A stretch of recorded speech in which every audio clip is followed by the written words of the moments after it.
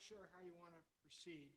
Mr. Flannery is supposed to be here tonight. I don't know if he's late or if he'll come at 7 or what. He's the one that made the request for a rezone over in Broad Hollow.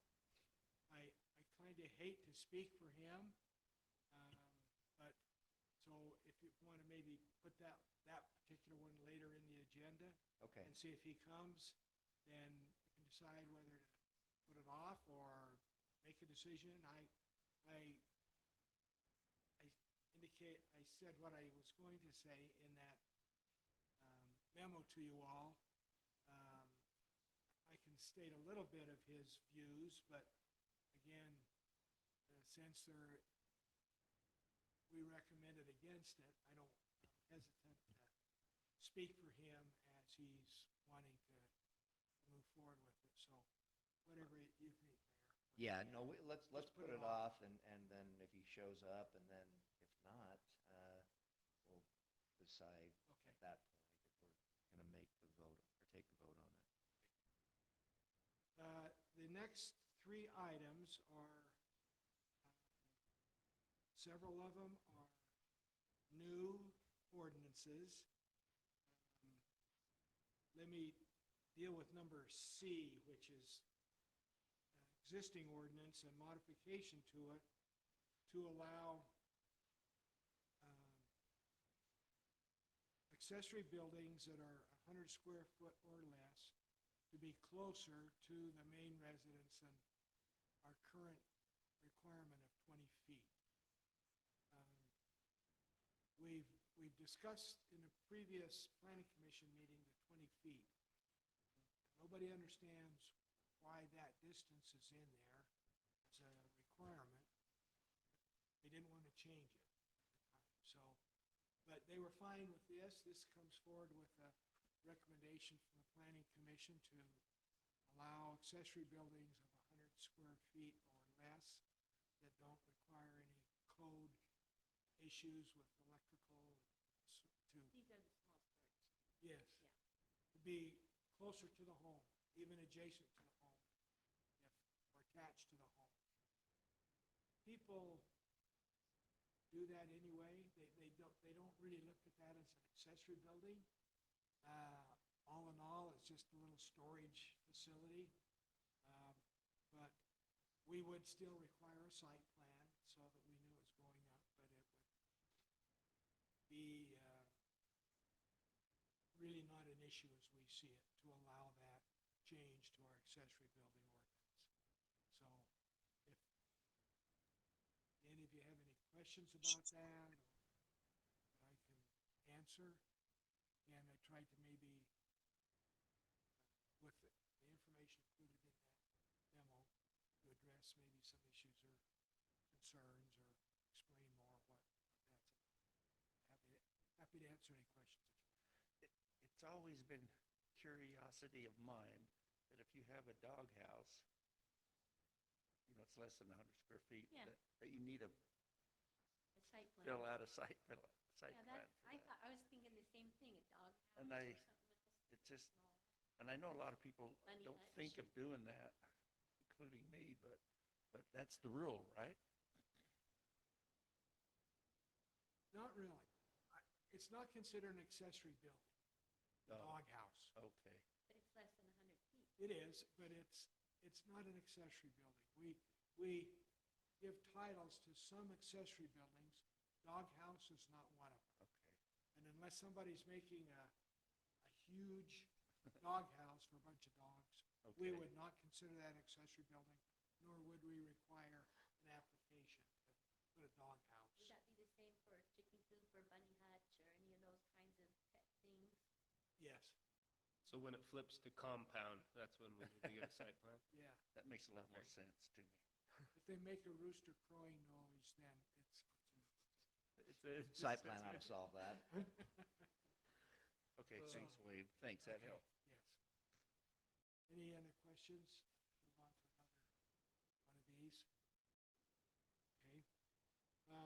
Item number B, a new ordinance having to do with accessory apartments. Right now, our ordinances don't address that. The this would be similar to an accessory, excuse me, a dwelling unit in a home. ADU, thank you. Right now, though, state law requires for the ADU to have a common wall in the home. So it has to be part of the home. Like mother-in-law apartment. Could be, yes. So, or if it's in the garage, it's attached. So that's the distinction between an ADU and what we're referring to as an accessory apartment. Like above a garage or something? Yeah. that's Above not or attached? separate, or a separate unit altogether. Okay. Somebody may build a garage with an apartment above it, and now if it's attached to the home, it would be an accessory dwelling unit. If it's not attached, then it would be categorized as an apartment. And state law allows this. Some cities have an ordinance dealing with this, some do not. But it requires the same type of setbacks as the main structure. That's probably one of the main defining aspects of it. So, again, it's designed, looking to try to satisfy some of the state requirements about additional housing for cities to have. This would fall into that category, could be used for that as from a statistical standpoint. We have older people in the city who would want to build themselves an accessory apartment and rent their home out. So that would be another alternative for somebody to use. As we go to short-term rentals, one of the requirements is for the property owner to live on the property. And so this would be another avenue if they wanted to have a short-term rental with their home even, that they could build an accessory apartment and reside in it on the premise. And that would satisfy the requirement for that. So, And you did have the exception in there for if there were for church service or other things that you could get away.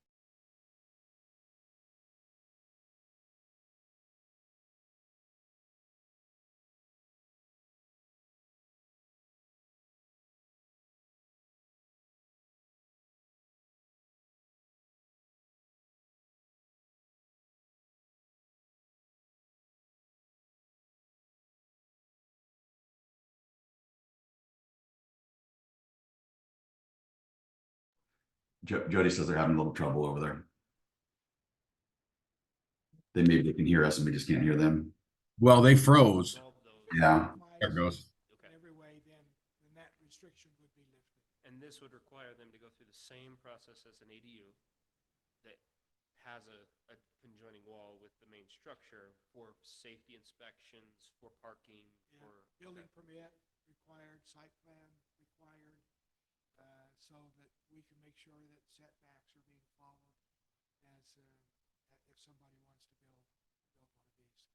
Now, our ordinance was crafted partly with the state code and partly, I think the city of Linden was the code that I used. They have an accessory apartment. So I drew from those two documents to identify what our requirements were in our city for an accessory apartment. So that's kind of the basis for any questions that any of you have. You've seen those requirements.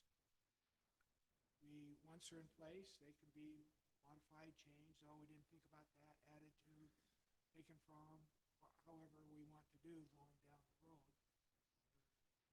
A lot of our ordinances get tweaked that way. We're not perfect to begin with, and a lot of times experience is the best teacher of what works and what doesn't.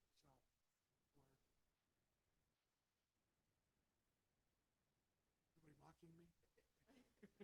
It's Jody. So any questions that any of you have on that particular? This comes again, recommendation from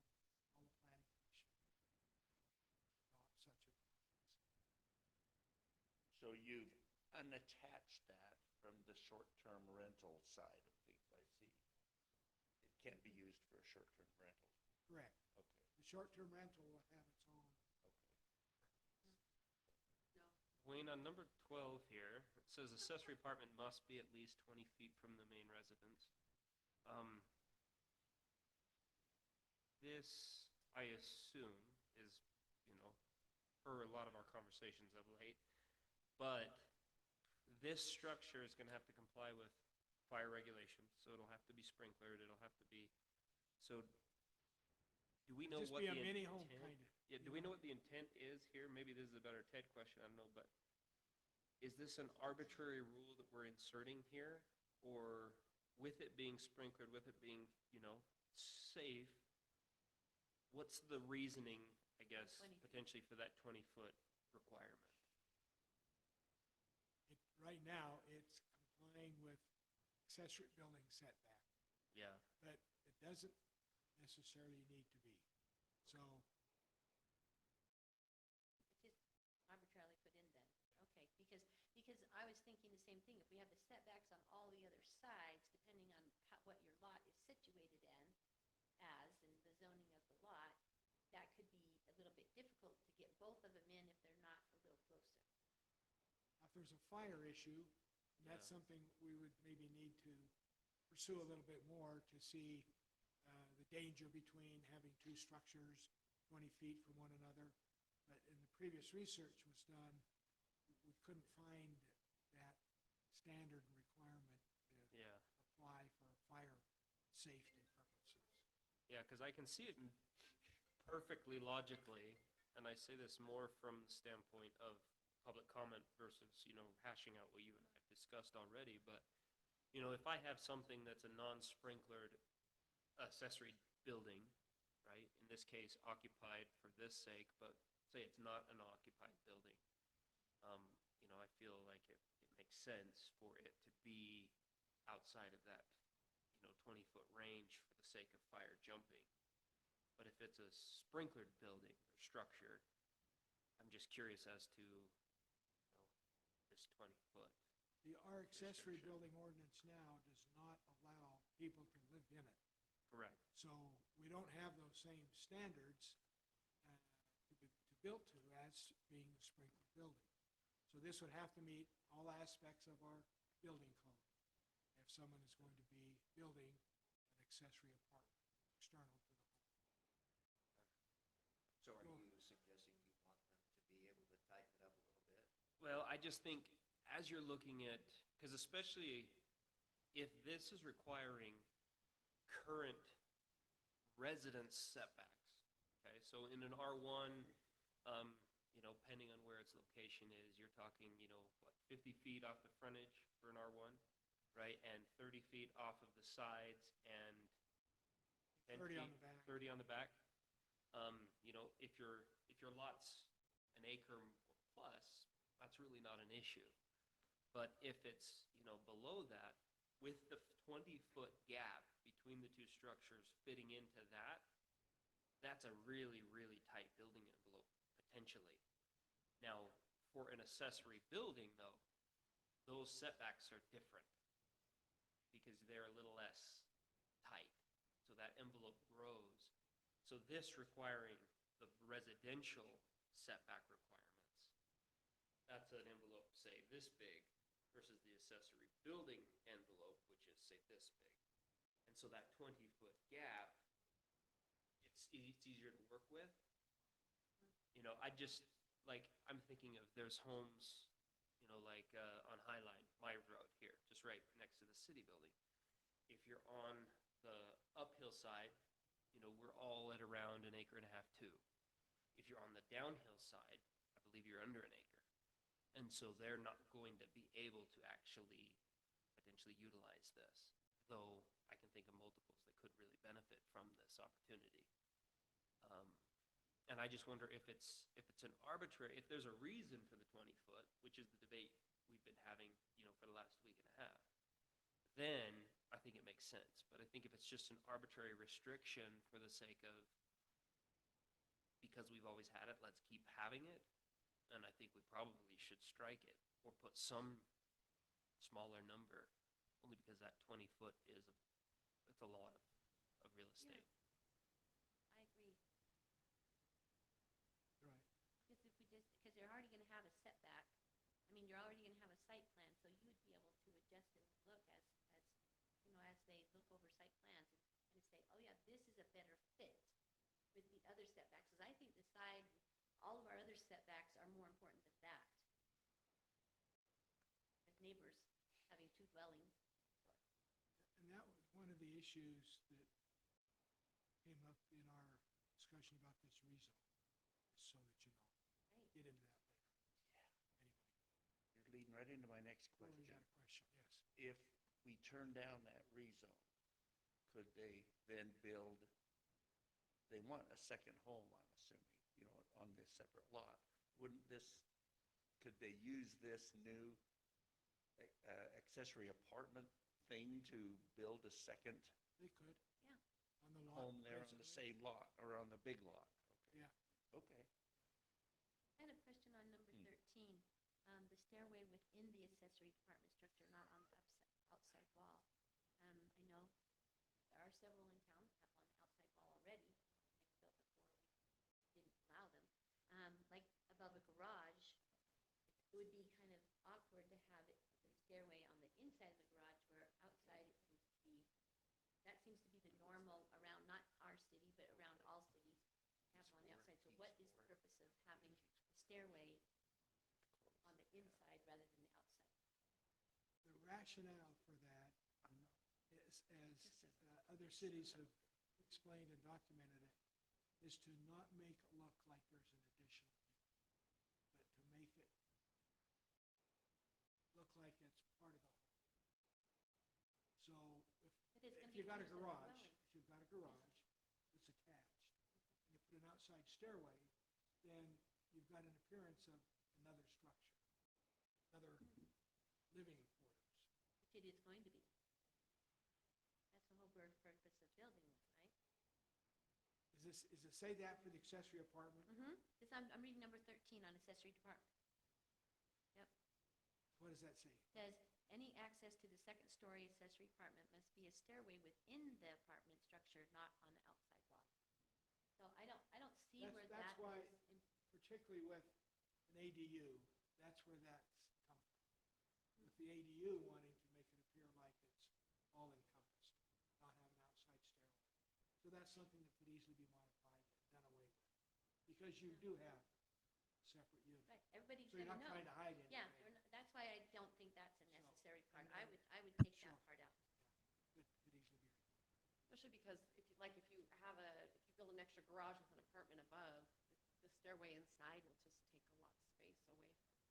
But if it's out in the open, you could make it so you can't access or actually egress the house if there's a big snow. Think about some of the snows we've had and you got 2 feet of snow on your stairs and you can't get out. But that's their problem, not Yeah, ours. it's a problem of the homeowner. Yeah. And I would say we could probably say. it Then- has to be then we connected, should- right? But it's a good Then we point. should take away the whole inspection thing. We're doing inspections to make sure people's ADUs are capable of having people in there and being safe, right? So if we're going to say that they've got to deal with the 2 foot snow load on their stairs when there's a fire and they can't get out of their upstairs apartment, then, you know, we either need to cover safety or we need to not cover safety. Let's take our pick. Let me just clarify something, Brian. An ADU is different. I'm talking about the detached. I'm, Okay. yeah, so the detached, but I mean, if we're talking about going in and inspecting people's houses so they can rent it out. Because we're saying we want to ensure that it's safe for them. So we either take that inspection out completely or we make sure it's safe for them, in my opinion. Well, aren't we expecting it as a new unit that's built with RBC code? IRC So, and so, IBC. so we're expecting it for code, not necessarily, which has a certain aspect to safety, but not necessarily for design.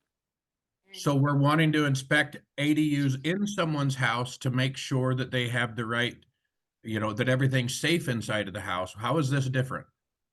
Yeah, So- this is a detached, so it's still being Understood. inspected detached, just the same as a regular home. Yes. Everything's, But part of this is a long-term rental possibility, right? So we're doing that same type of inspection. We're either making sure that these rentals are safe or we're not. One of So the. Brian, maybe this will help. So right now, if you, for instance, submit a plan to the city for a new structure on your property, right? Right now, so prior to this ordinance being passed or not, okay?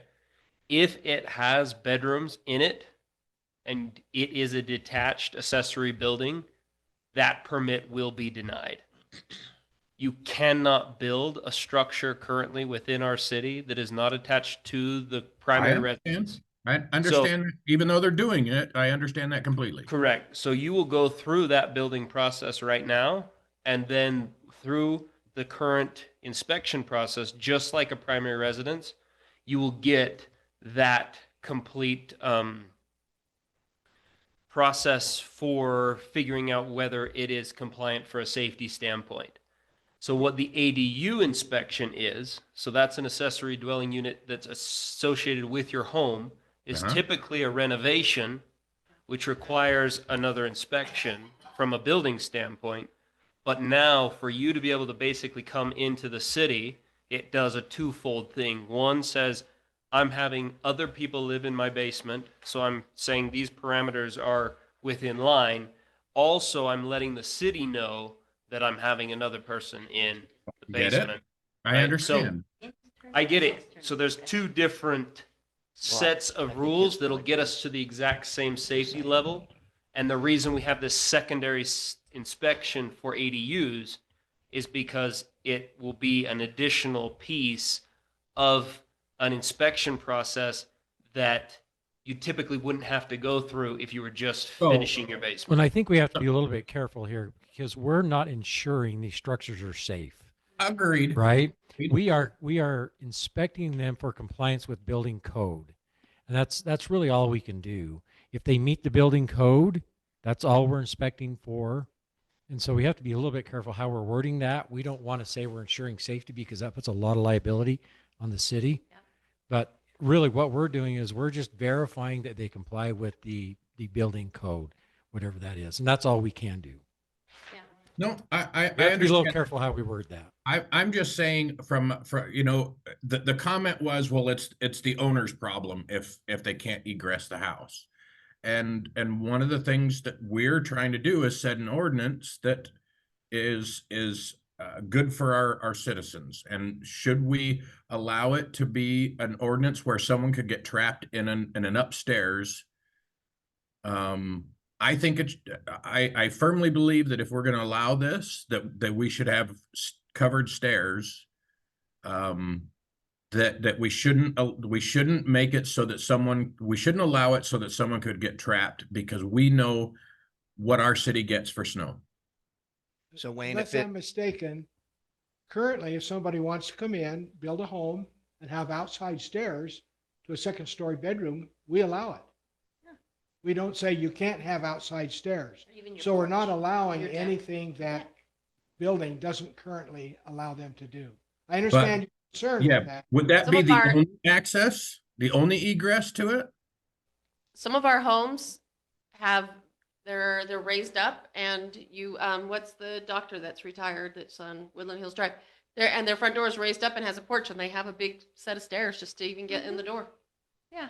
Okay. There's quite a few that have that walkout basement on one Well, side. there's quite a few houses that have accessory apartments, detached accessory apartments already in our city. So that Well, doesn't. those were doesn't before make we it had codes okay. against. You gotta remember Not- that. Not all of them, not all of them.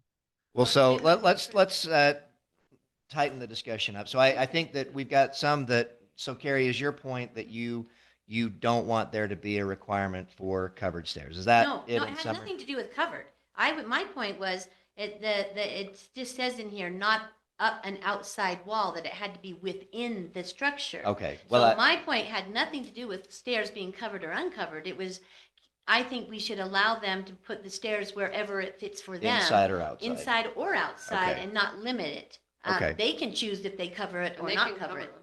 Yeah, and then Yeah. Ben, you also not easy to had do. some recommendations with respect to the space between. So wait, would this go back to the planning commission, or are we able No. to make amendments tonight if we can agree on them? Yes, And okay, yes. so I don't know if you two have particular language in mind I that you would- want to, I would make a motion later to basically to say pass as is, striking 12 and 13. Okay.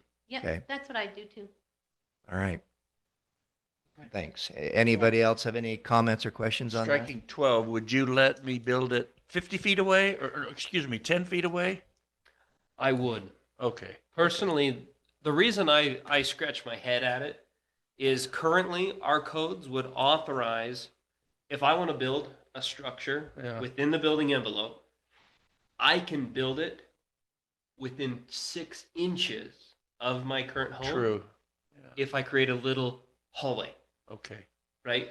And so what's the difference, Yeah, I agree with 12 and 13 then. right? Like I just have to attach it, right? Ted, not is there any also- fire, things that we need to look at there? Cause the outside of the building's not sprinkled, but if we can build it like that now, then why not let it be that way, like Ben says? Yeah, I went through some of the Firewise requirements, ordinance requirements, and I couldn't find anything that really talked about separation of the accessory building from a primary structure.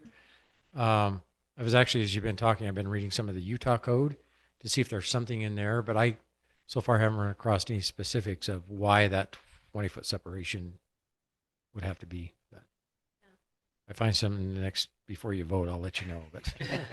We'll read fast. right. It looked like there was an issue. I think that the planning commission, when they're looking at site plans and before they give them to us or whatever, if it ever came to us, which usually it doesn't, they'd be able to say, oh, you're within the setbacks on everything else if you move it 1 foot this way, you know? It just gives the homeowner or the property owner a little bit more flexibility on where they place the accessory building. In the building code, there is an element that any structure that's within 12 feet of the main structure has to be built according to code. So since the accessory building has to be built according to code, then that doesn't come into play. Whether it's 15 feet, 20 feet, or 3 feet, it's got to be built according to code. Yeah. So just for your information. So we're okay with passing this if we build a twin home. Same thing. Twin home would not fall into this Well, it's category. the same thing. This is my main home and this is my twin. It happens to be the same. I don't see how Different that would, zoning. how would that be? How would it, Yeah. how would It's it? called Don't multi-family. you think it'd be And allowed? That's A what the, duplex? Yeah, It's that mean- a multifamily zoning. duplex. Yeah, we don't authorize duplexes in our Well- zoning. Well, one of them's my main home and the other one's my apart. Accessory building. accessory apartment. Yeah, I don't know And- how and you that's stop that. That's a provision that we're allowing now, similar to an ADU. I mean, I don't think I could say no to that. And I don't have a problem. I just think it's different, you know? Yeah, Yeah, there would be just an ADU, so. I Attached to guess ADU. But it it's has an a separate attached wall, ADU. separate everything Well, though. if it's a duplex, it would be conjoined, right? And if it's not, then it's not a duplex. And I can Right. tell I can't have more than two because you said only one other. right, So I can't have a row of them. Right. yeah. Can't have a row of mini cabins? Aren't duplexes zoned as multifamily units Should we rather cover- than similar to apartment complex, but there's only 2 of them instead of a single family zoning? That's the difference between ADU and duplex?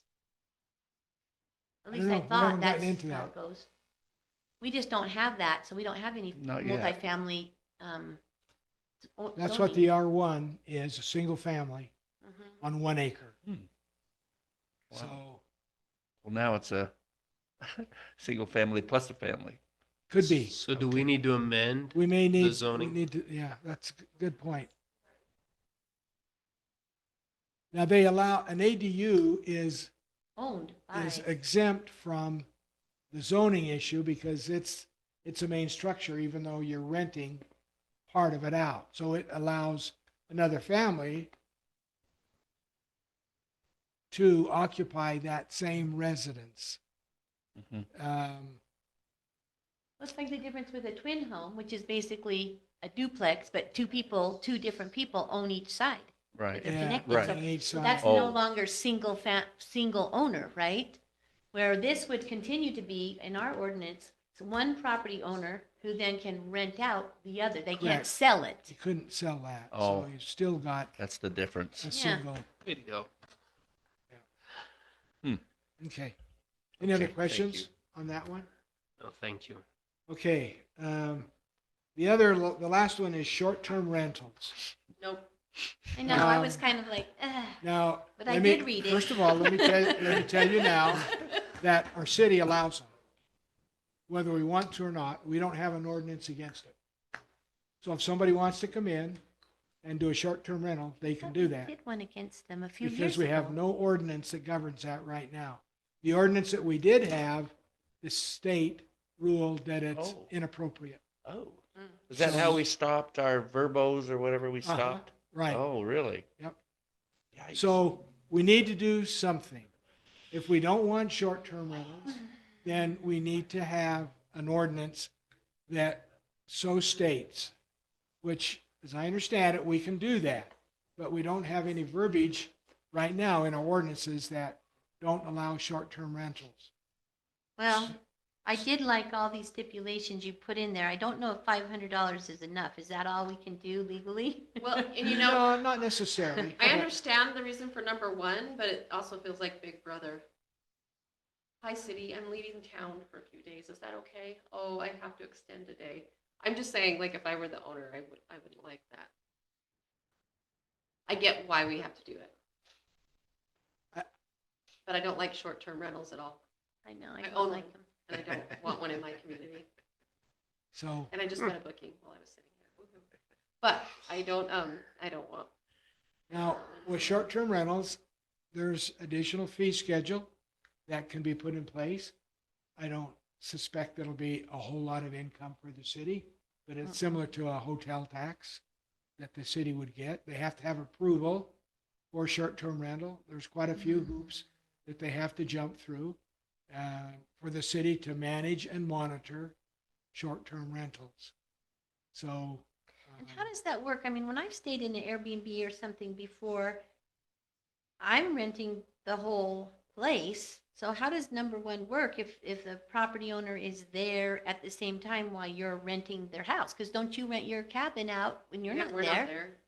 And so that's what I'm just kind of going, okay, how does that work? You're just renting a bedroom? I wouldn't, I have a friend that does you that. know? It'd be kind of It's weird. weird. It'd be weird. She has a townhome. It's like a 3-bedroom. I don't know. It has a base. Anyway, she rents the rooms. That's how she pays for mortgage. And that's one thought that fits into the home, an ADU, accessory apartment. Accessory So department makes there's sense. options there that are available to a person for short-term rental if that's what they want to do. So that just explaining a little bit Your more. friend though, that's long-term rental.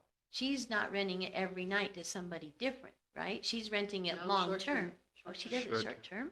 It's a lot more money in Yeah, short term. Airbnb, they do all kinds of arrangements. Mm-hmm. Could Yeah. we tie this to a specific zone category? So, Um, so geographically located instead of citywide?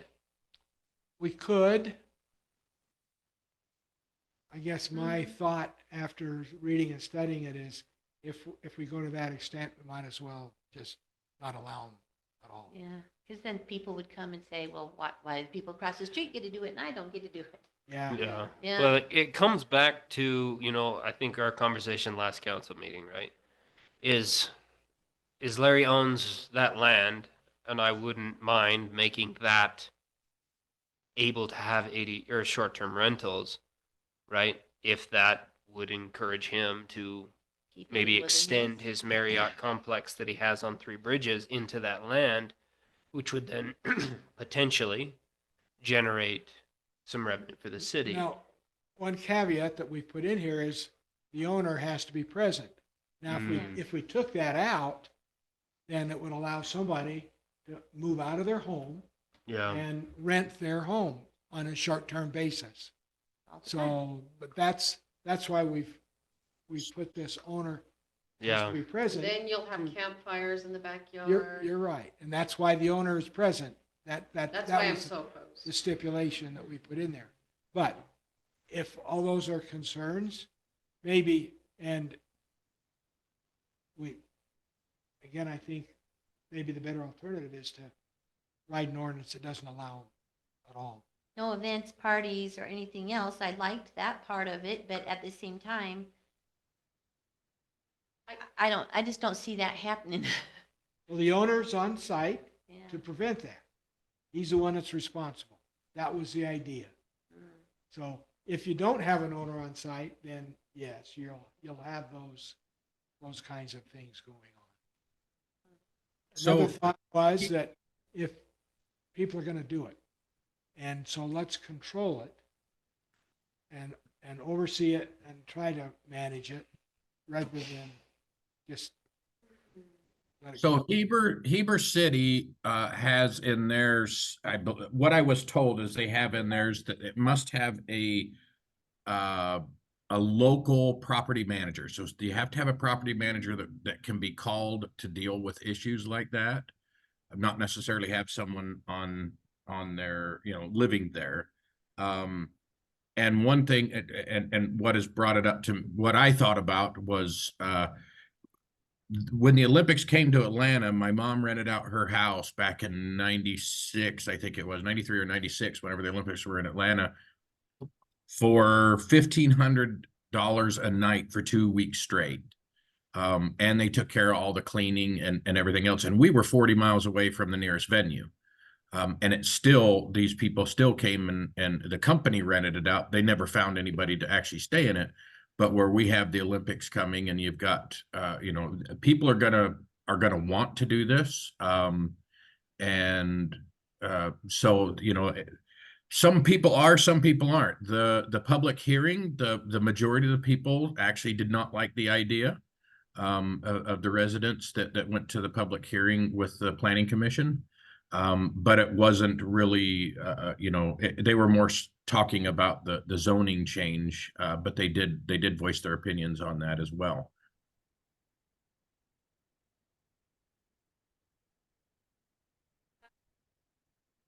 The problem is, once you allow them, it becomes a runaway train. And all I can do is refer to what I know, which is what Brian's doing. But in Yellowstone Acres, where I have my property, I got put on the HOA board. I think I said that last time. But what I'm finding is that people are breaking all the rules. They're doing whatever they want.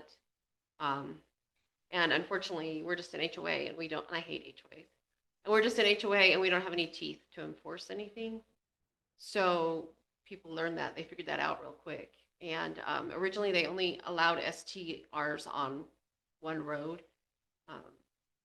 But then, It's gross.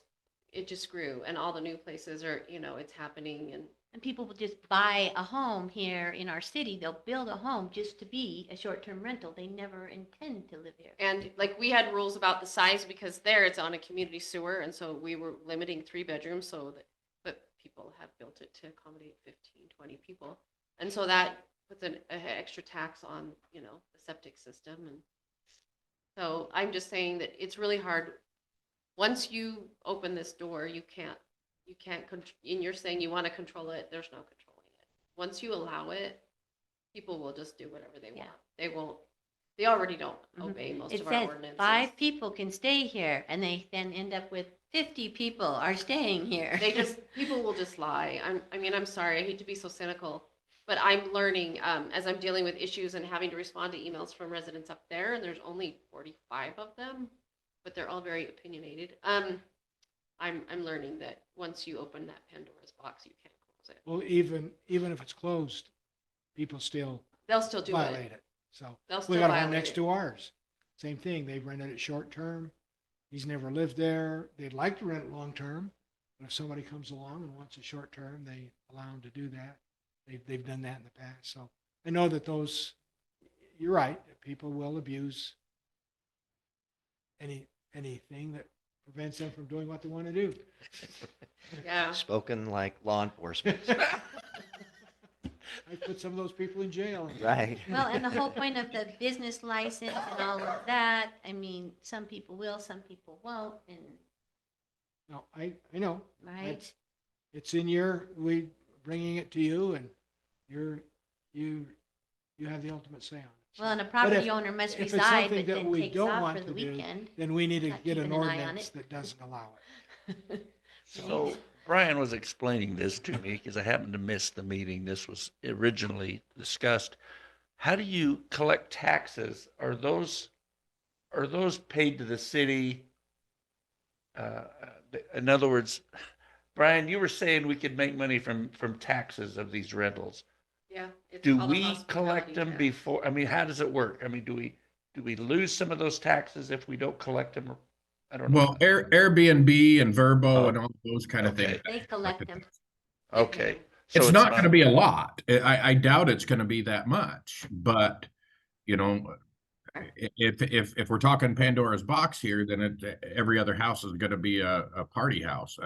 Listing on VRBO right now. Ben just looked it up. in our city? Yes. None on Airbnb. Like I said, it's not against the law right now. It's not against our ordinances. So I'm gonna rent it and have a big party. Is that Doral's house? It is actually. Yeah, it is Doral's house right there. No, it's not Doral's house. what's Chris doing? Our roads are closed. We can't. Chris, I thought you sold your house. Yeah, he turned it into short-term rental when he found out it wasn't There against the you law. go. I mean, he doesn't live here anymore. It's all good. All right. Well, thanks for Any all your other work on questions that. you Yeah, have? thanks. Okay, Good very info. well. Yeah. Okay. Do you want this just left here on the table, or do you want it on the mayor? Are you gonna finish talking about, the last thing about, oh, that's We're not gonna on come that back one. to that. Okay, Jody, where do you want this? or the Summit leave it Creek there. stuff that was in his packet?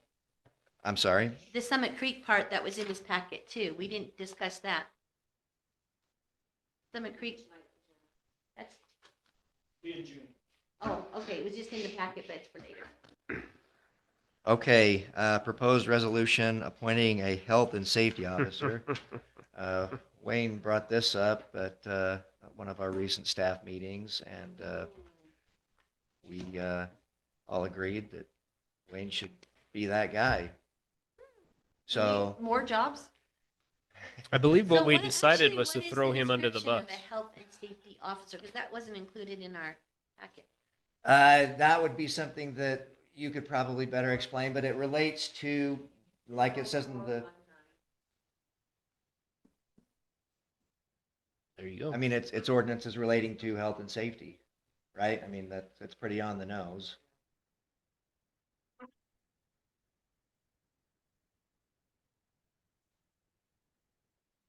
It's 100%.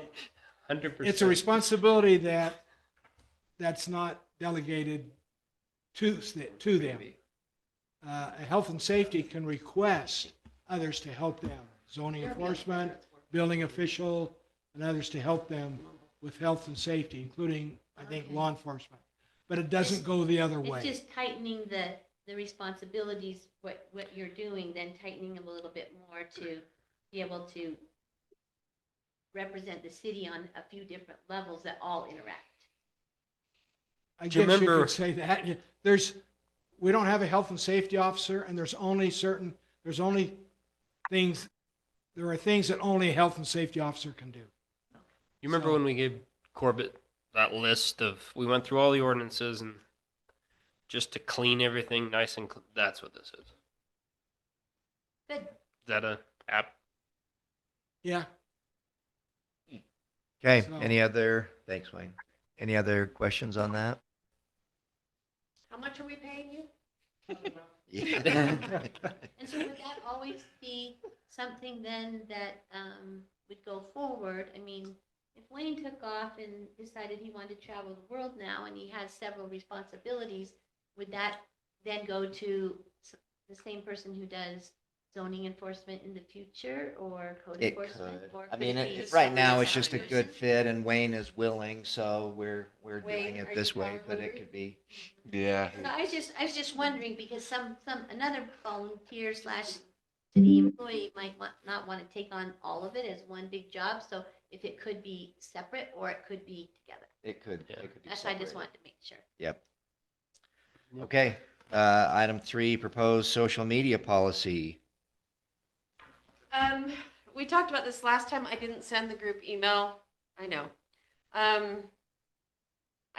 I thought about it. It's probably wise to make an official. My only objection was that if we're going to be posting, that we need to make an official page as a city council person. That was the part that I objected to a little bit, probably more just because I don't want to do it. I think everything else in there is really good. It's just one more thing to manage. I think that's why, I'm mostly hesitant. How many of us have an official? Do you have Brent Winder Mayor page? I do. I actually Never hardly use it. ever check it. I did for a while, but it's like Facebook is bad enough with one account. So you double that and it is So- twice the pain. For me, that's the only really, everything else on there I think is really good. I don't have an objection to anything else on there, but does anybody have any opinions on that part? I've got a second one as well. And then all I really gained from having a second one is people then texting me asking me if I got hacked. I Because know. I befriended them as a new account. So Yeah. that's seem my to- question is, do we want to amend that to not, maybe we make it a suggestion or strongly advised, but it's not required? I don't know. I Well, think that and makes the sense. the implications of it. I mean, you were at that seminar, so what was the reasoning behind having a separate? I mean, if it's something that we can opt out of, I'm all for it. But if there's a legal reason that it's strongly advised, then we probably should do it, I think. Well, they said what the danger comes in is on your personal account, if you make a comment, something to the, like, as a member of city council, I highly recommend you use this guy to mow your lawn, right? If you make a statement kind of like that, then you're putting liability on the city. If something goes wrong with that guy mowing their lawn, then you're not only, you've recommended it, but you've inserted the city. So you're putting liability on the city. But also though, if you use your official page to say Diet Coke is the best and there is no other drink, then you're misusing, they're just saying there's a danger in both, is what they were saying. There's a danger in both because then you're misrepresenting or misusing your official page. So you really have to be, Well, really careful. I asked One if- of the cases they talked about was someone who was a city manager who had his Facebook page, his personal Facebook page before that, and he did put his job was city manager, and then he blocked someone because they were being offensive or whatever it was, and he got sued, right?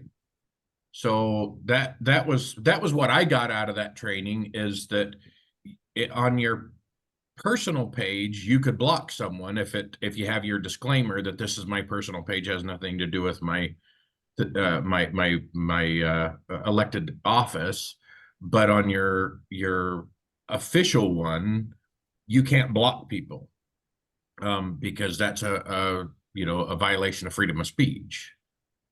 And I remember hearing that from a couple of years back, and that to me that is something where if you, I mean, if you are going to use it and then you aren't going to use it in a legal way, I mean, I think that you are sort of absorbing some risk personally, but I mean, but your point about the city being liable for things that are posted, I can see what you're saying, that could go either direction, no matter what account you're I'm just using. saying that was their argument that both can be bad.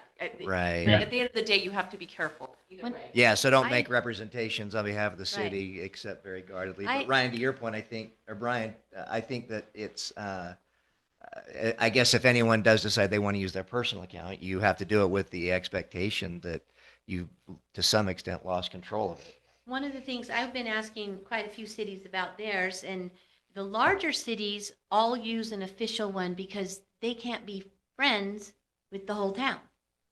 Smaller cities are more like us because we're already friends with all those people in a personal way, because they're in our ward or they're in our neighborhood or whatever, right? And so they're going to contact us with our own phone number or whatever. We none of us are really posting city stuff on our personal pages anyway. So I don't see this as the same as a big city who needs to have all the residents need to know you in order to get a hold of you or whatever. Where our city, everyone in the city knows our phone numbers and where we live, and they can meet us at Costco or Macy's or Stokes or wherever, right? Because they know us. We're in a big city, they have the official pages so that people will know that's who they are. But it also on the other side of that lets people know when you're posting something official for the city. Because we see that a lot where things are posted and we don't know that it's not from a city council person, that it's from you personally, right? And so there's another separation. I mean, for the longest time, I didn't know that the community page wasn't the city's official page. There's a problem there because Carrie's still posting as admin. Yeah, I'm working on getting that fixed. I know, but we've been asking that. It's just leave it and have nobody there. So I'm working on that. But I don't ever post anything about the city on there, ever. Never. I know, but it does cause, what, So, it causes when people ask confusion me- because people are still confused which is the official page. But we all post on the city page, we don't all post on the official city page. That's the official page. It says official page on there. We all have posted or responded to people, whether we use it as our personal account or our official account. I mean, I wouldn't know the difference on Ben's and if it was his personal account or an official account, even though he has both.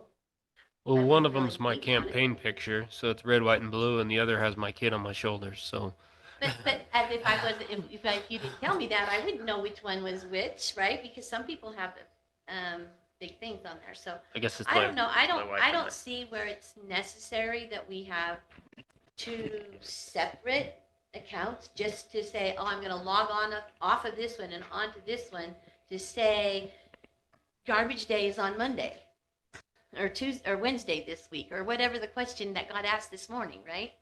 I don't Wednesday, think that but- we necessarily need to always log into one or the other account because sometimes you just get on there and you say a little something and But the mayor's asked us to make more of a separation between the Right. community page and the official page. so just And don't as leave long things as you over. still, as long as it says that you're an admin, it makes people think that the community page is somehow an official page. And I I don't do use think this that, then. like, I I don't mean, use when we're talking official, I mean, Janet, you are the one that is appointed to that. I mean, you're Right. working with Lori and Jody. So I think that anything that we can do to support that, and whether that means, and I understand you're working on it, Carrie, but I mean, we do need to clear up any ambiguity as to. Phone calls even today. Someone asked me, so which one is your page? Because, and I had to say, Member Lunt is our PIO. She's over communication. The other is our just residents who want to say something. Well, that's not the way it's looking, so we don't know. We've got to get it cleared up. It's Well, and we've posted that several places that it's not that the official page, and it says official page right on it, right?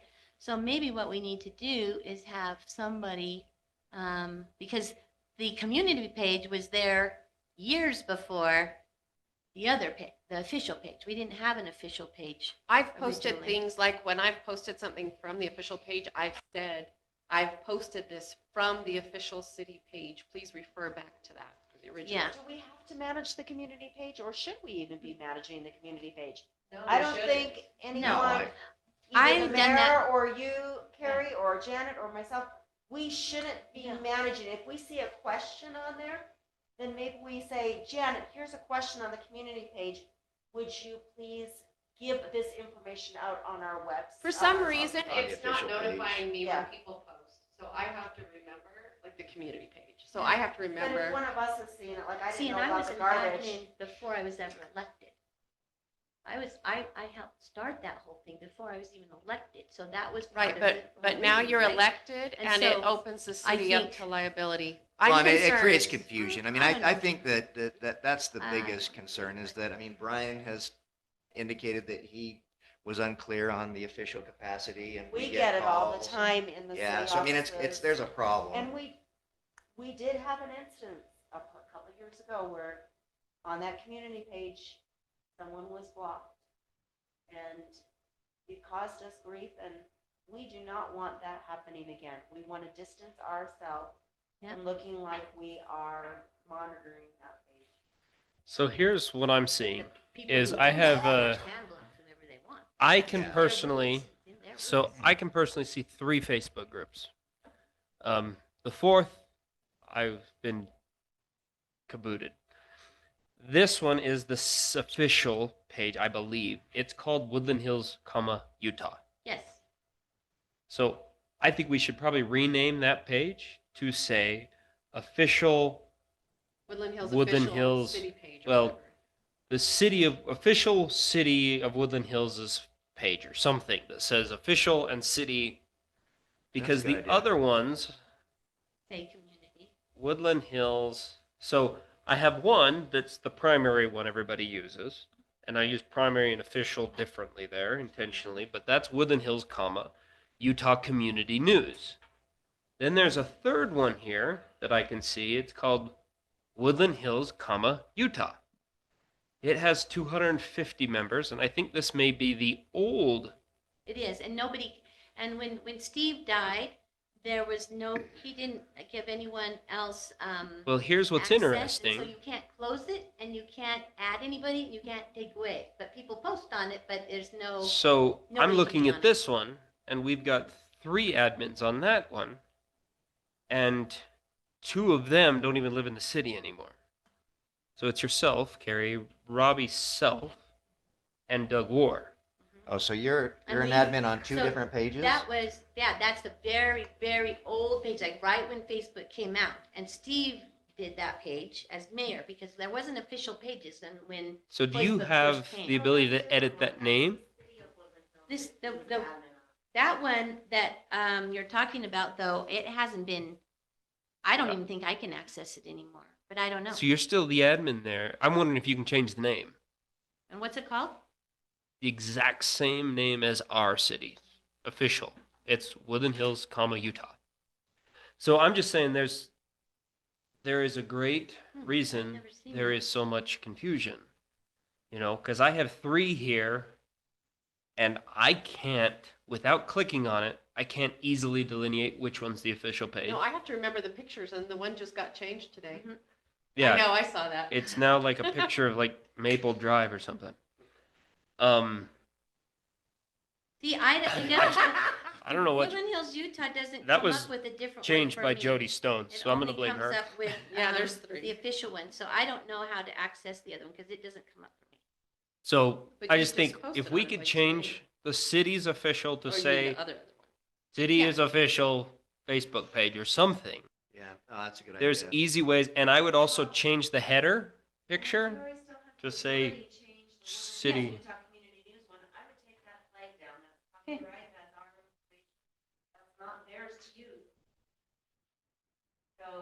Yeah, I think Mike put that up. I'll change the photo, and I'll say it's not the official page. I could actually put the link to the other page on it, too. But I want to find this one you're talking about, because it does not come up for me. It does not, I don't have anything that shows that I'm an admin on it. Let me see if I can find a way to share it with you. Yeah, just send it to me in a text, and I'll click on it and see, because I don't Yeah, let me. know anything about that one.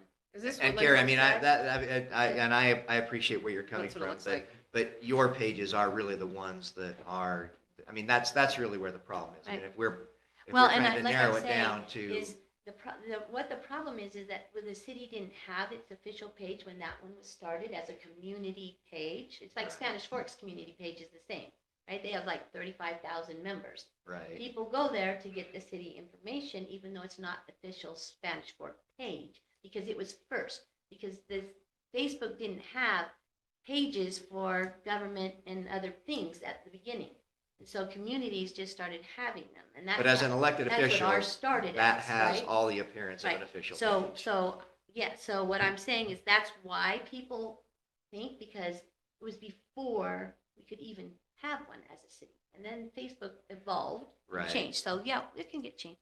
But if you send me that, I will figure out the other one because I don't know what that one is. I Send. thought it was shut down.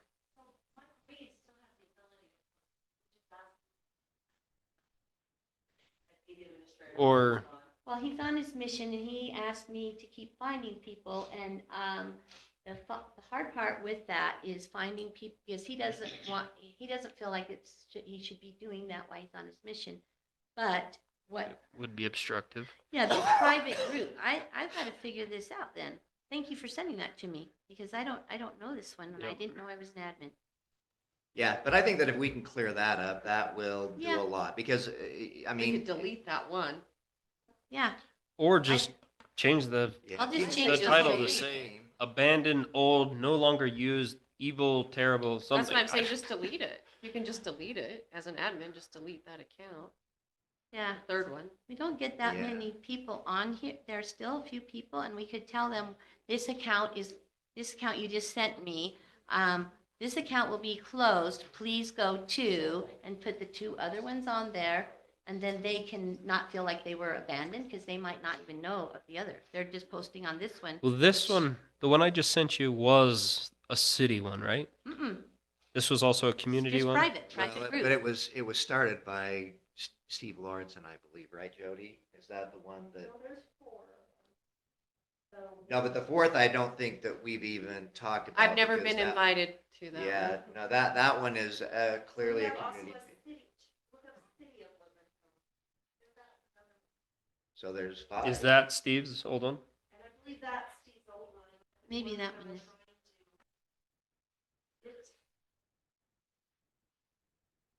Yeah, it's governmental organization. Yeah, that you can only follow.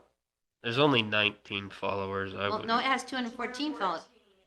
Right now, I'm looking it up. It says 19 followers. When And you was the must be a last different one activity on because it?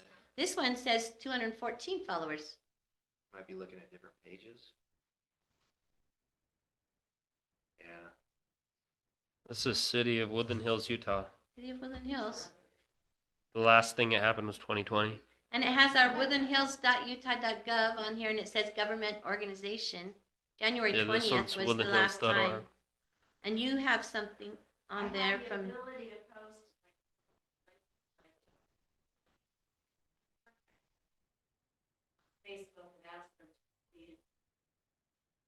Oh, good. Yeah, because I was going to say that we could report. that's what I did. I said that.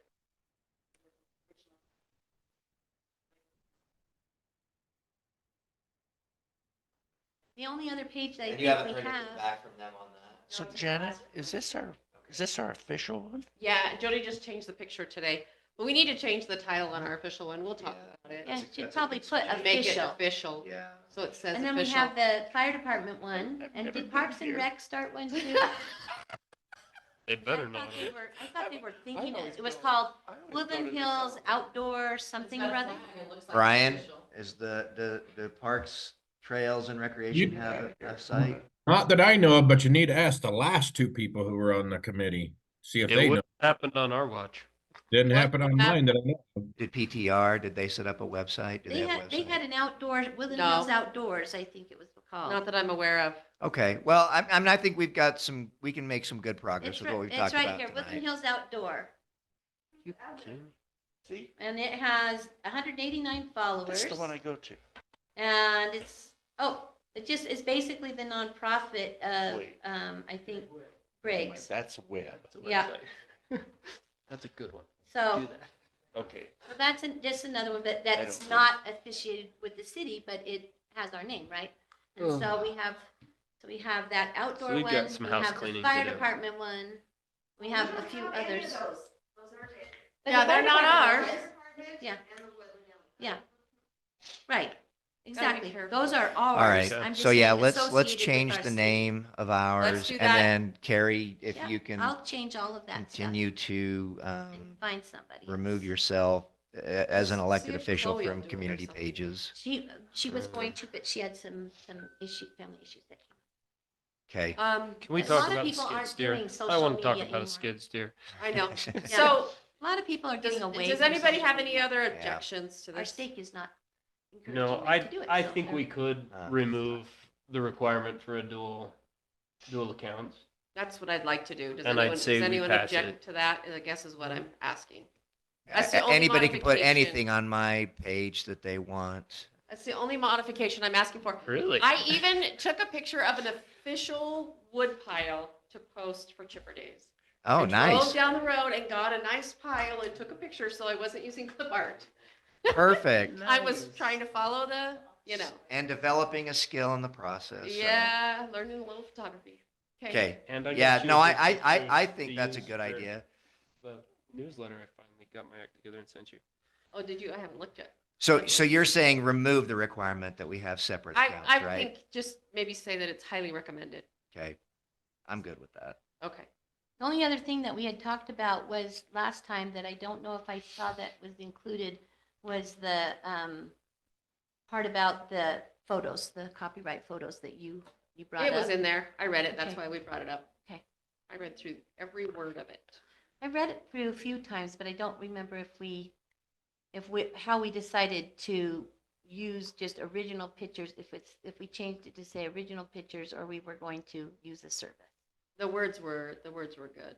The way it was worded was. Not post photographs on its social media site, so it doesn't have copyright or owner's permission to use. And then the minor children one, Yeah. is the one you were talking about. Yeah, we talked. Okay. Okay. Thanks, Janet. Yep. All right.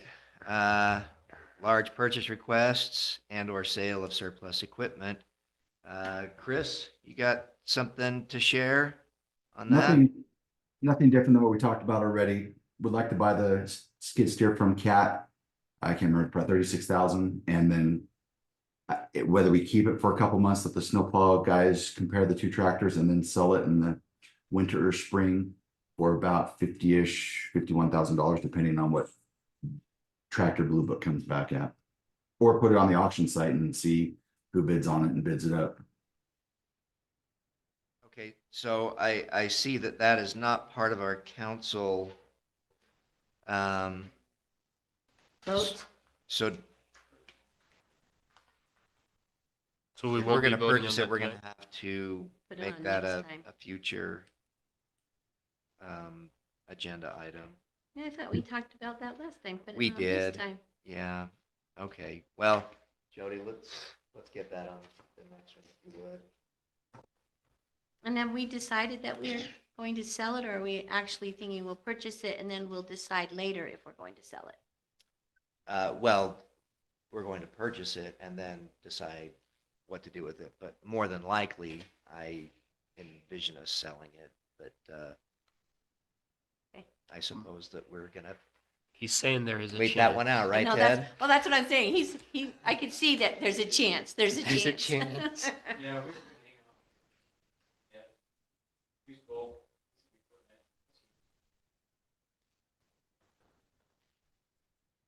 They'll keep it through a season.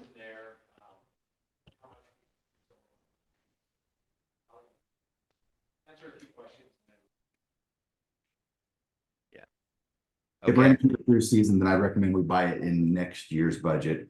And then, because we'll probably sell it next year's budget and it comes out as a wash plus profit. okay. So Jody, if you'll make that specification, then we'll vote on that next time. All right, item 5, reports. Before I left, things were going well in the city. I hope they still are. I actually haven't been Go ask. here, so back row, everything. I was on vacation. Yeah. But- How's the second to back row? Yeah, well, not as good as we were last week when we were on vacation. Yeah. No, I think that things are going well. So, nothing to report beyond that. Except for the mowing people broke the brand new mower on the first outing. Yeah, I know. We should, don't know what happened. Velcro. We gotta a new belt on it, and we got a spare. All right.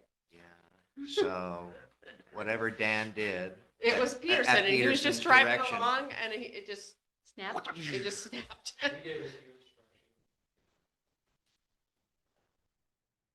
Got a few pointers from the supplier.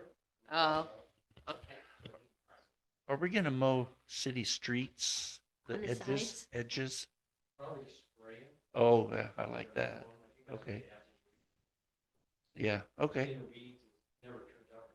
right. Do we have one of those like lawnmower weed whacker things? You know what I'm We talking have about? Brush cutters that are made to run.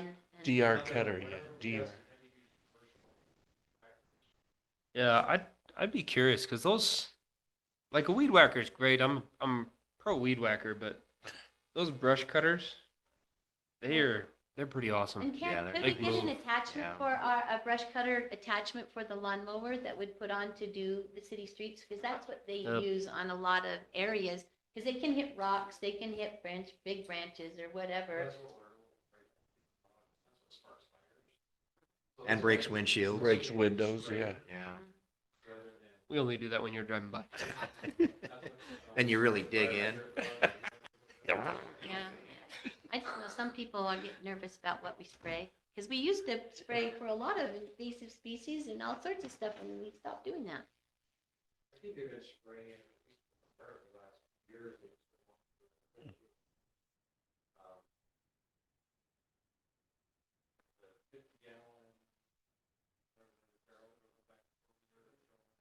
Cool, yeah. Also, I think when we did, depends what I've heard, when we used to cut Dyke roads, we would set blocks Oh, yeah, of vehicles and houses and stuff like that, so okay. Yeah, that's the fire rate. Yeah. that makes Or- sense. All right. Thank- Cool. Councilmember Hilliard, emergency management. They had a meeting today, which, 2:00 on a Tuesday after a Monday holiday is a rough gig. Yeah. So I did not make it, though I did talk with Emily. And so there was some training, things of that nature that I'll be working through and notes. So next council, I'll be able to give a recap on what they went over today. Sounds good. Thank you.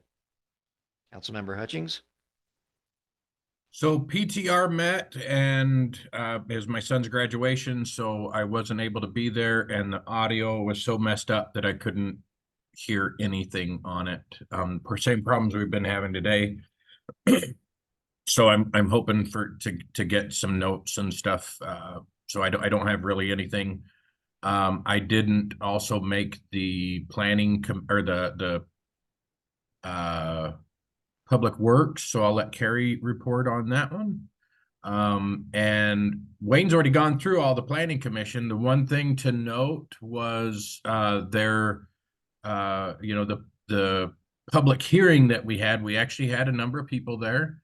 And there were some strong feelings, most of it about the separation of the two lots, and rezoning those lots, not necessarily a separation, but rezoning them. I mean, that was the big problem that they had. And then the split decision with the committee themselves,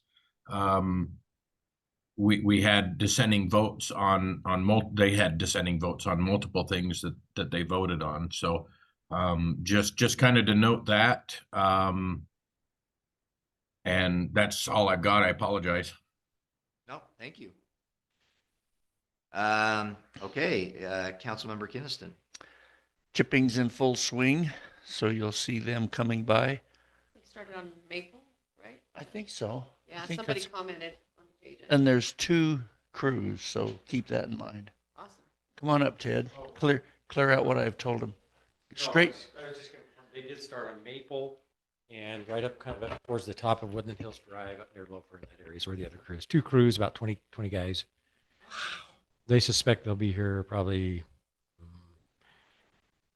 next Thursday's when they plan. They may be done sooner. So, But I mean, I've seen some big piles, so I'm proud of our citizens. They've Yeah. been working hard. yeah, there's some. yeah, good- we get a good lot of work. compliments from the county on our efforts, our mitigation efforts good. here in the state. I think they look to us for a lot of the efforts in mitigation throughout this end of the county. So We just have to remind everybody that once they've gone on your street, they're Stop. not coming back. I posted that I like know. 4 times. Because people Yeah. have been calling me and saying, okay, so if I don't have it out, when are they coming on my street? I said, Yeah. You don't know. They just come. So They'll have them come out by twice, right? today. And we are planning another chipper in the fall. We haven't noticed it yet, but the state got some money they're going to spend on us.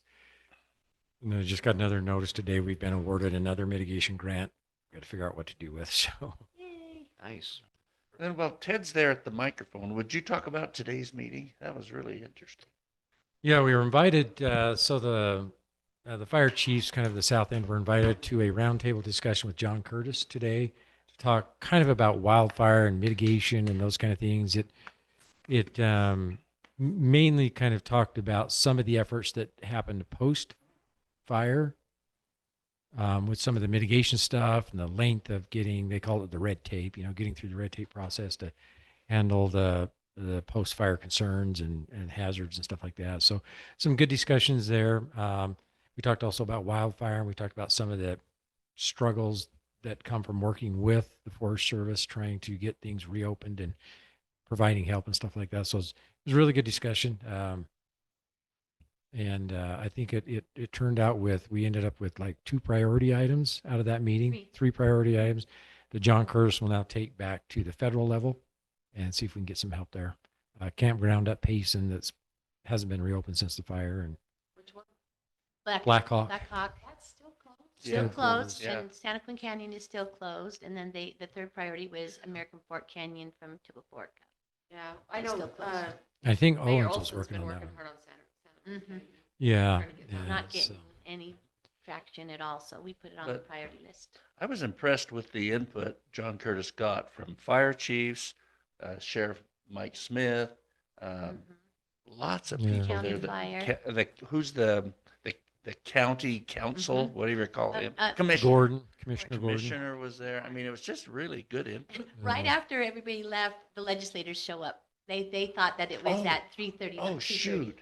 So Yeah. we kind of filled them in on a few, You but we wanted said, them, by the okay. way, we got a list of priorities for you. And they said, what? Good. Good. So, yeah, it was a good meeting. So it was good input, I thought. Yeah. Anyway, Yeah. that's all I have, Mayor. Okay, tand you. Councilmember Lunt? So finance committee hasn't met. Communications team, we're, just got everything in for the newsletter and I've started on it, but I need to get it finished. The month is almost over. We'll get that posted again. That was my fault. Well, no, I've been super busy, which Oh, is good. good. It was her fault. Oh, yeah. I've been super busy. Smile. That's Yeah, work. I'm working a lot. that's great. Today was crazy. It's good. And then, if we can do we want to do, I think so. Ted, you gonna get me pictures of the snow plows and we'll do a naming contest? Sure. Yeah. Like today? Tomorrow? Tomorrow? Are they both? And, who do they send where we want them to send their submissions to? Where are we going to post for them today? On our social media. That's what we did last time. We just Yeah, had it. We made a On poll. Facebook, make a poll. That's what we Can did, do a poll on our official page. that. Okay, I can do that. Now, I think it all should go to Dave Stones. Yeah. Oh, I like it. I just like, does Dave Stones have last right of refusal? I mean, They had some really fun names last time. we can choose, right? Jody's making faces and noises back there.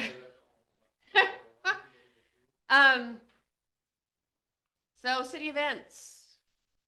Time to start working on Woodland Hills Days. I have chairs. Thank you, Jody. They said yes. Who did you get? Excellent. Mark and Tracy Kelly. Good. Oh, great. And we're on a group text right now, getting a date to talk to our chairs from last year, Slaters, and just kind of all get together and coordinate. So we're good there. I met with them last night. Tracy wasn't super thrilled. It actually, Imagine that. well, she does the storytelling festival, which is the Saturday before this year. Oh, Usually they fall on the same Same Saturday. day. That's why Tamara could never. Yep, do but some this things. year, because the first is on a Monday, we always do the second weekend.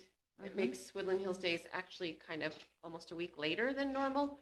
So, so it makes it so they can come. So Good. it'll be really good. So I'm excited for that. Mark said he said this year we will have lived in Woodland Hills for 30 years and it's about time we volunteered. So Oh, I would have thought they'd already done it. They haven't. He goes, we lived here 30 years and we've dodged that bullet, so it's probably our turn. I Yeah. said, awesome. Great. Love that. So I Thank think them they'll be great. profusely for all of us. Too late. I already told them. So I'm excited. I think they're going to be great. I think we've had some really great people and they've done really good jobs. Anyway, that takes a huge weight off my shoulders. So we'll get together and go through everything and it'll be good. Mark and Tracy Callie are going to Okay, do Woodland Hills Thank you. Days this year. Mike Bracken's going on another mission. I would love to figure out a way though, and I know they don't want it, Secession plan. but I would love to figure out a way to honor them at Woodland Hills Days, the people, the chair people that Should. do I all the work. Completely agree. you should. Like maybe at the flag ceremony or something. There's got to be, Yeah, there's got to be something we can do to honor them every Okay. year. Because I thank them profusely, and I thank them on the Woodland Hills page right after, but I don't know how many people see that. and then assign co-chairs so that they can do it next year. Well, what we do is, so Slater's, it's a 2-year thing, so Slater's Oh. have to stay on and help. Okay, Advice. They Okay, advise them so that Callie's can call them all the time and say, okay, how do we do this, or what do we do? perfect. So I make it a 2-year, you're like a past chairman Okay, for a year. It's a 2-year commitment. yeah, honor both of them. It works. I think an honor would be really great. Yeah, I mean, if you've got some ideas, I think that would be a, Either the Um, night really at worthwhile at the, A wall, at a wall hanger or something. I don't the, know. you know, just a Yeah. little something either Thank at the you. night before dinner or the breakfast the next morning when you're, doing the announcement part and just say, Oh, Here, yeah. we're And doing we this. talked about the breakfast being here. Mm-hmm. And Mark said that years ago, they would pull the fire trucks out of the Yeah. bays and line up the tables and do the Yep. breakfast down there. Yep. And he said, Yep. I think we should do that. yep. That's what Okay. he wants to do. We used to, we Perfect. did that for a long time. Yeah, you So, can seat a lot of people in there. yeah. So I just wanted to let you know that's what he's thinking. yeah, that's nice and clean now, right? Yeah. Perfect. Empty even. Anyway, I just want to let you know that's kind of the thought, is to do it down there. Okay, So, Great. okay. Thanks, Janet. we can hose it, hose it. Yeah. We keep a best practices notebook and what we Yes. don't want to do, we get cast on to. Yes. We do. We have a notebook. I have a notebook and we talk about, and that's one of, we kind of do a post-mortem every year, like what didn't work. So, yeah. Right. All right, Councilmember Malkovich. Public Works, we had our meeting on May 7th. We talked about and reviewed the certificate of water rights. We have a specific number in the city, but we also have additional rights that aren't yet certified, right? Certificated. That's the way you say it. And they're not yet certificated, but we have them. And so we're looking at what we need to do with those, if we need them all, and how we want to go forward with that. We talked, Ted gave a review of the asset management review and the process that he's going through on getting everything in place, the water lines. He has an overview map that shows, oh, here's the sewer lines, here's the water lines, here's the GPS and GIS coordinates of this and that, and it's really fascinating. And we talked about the on-call contractors, the RFP for having 3 different contractors that Ted will just call in an emergency and they will come. And so we're going through that process. We got an update on the well project with the 3-phase power and how that's coming along. It's in the process still. We're going to get bids, etc. Water line replacement projects, which of course are a really big thing in our city, but we don't have a way to pay for it. And so at the last possible second, I think we've talked about before, we applied for the CFP grant, Community Funding Projects. They had talked to us about a month ago, and then the government hadn't passed their budget. And so we kept saying, when are they going to have it? When are they going to have it? Well, finally, they passed the budget and said, oh, it's due in 2 days. So luckily, Ted had a whole bunch of stuff already written out, and then we were just able to get all, as a group, get all these different letters signed off to support our project on a whole bunch of different levels. And we even got a letter from Representative Welton out of Payson, I think, didn't we? To add into that, which He was. called after the fact, Oh. unless, Oh, Ted, I mean, he said, I told him I've got his number now, so unless you got a letter from him after the fact. Oh, Yeah. good. yeah. And I did, I sent it over to Burgess. People. I told him, got this one. Oh, that was the one, okay. He Yeah. said, if not, disregard, and Yeah, Because you also put Jeff's on his letterhead or something, or did we just submit his as well? Yeah. he Okay. said he was struggling. Gotcha. yeah. Okay.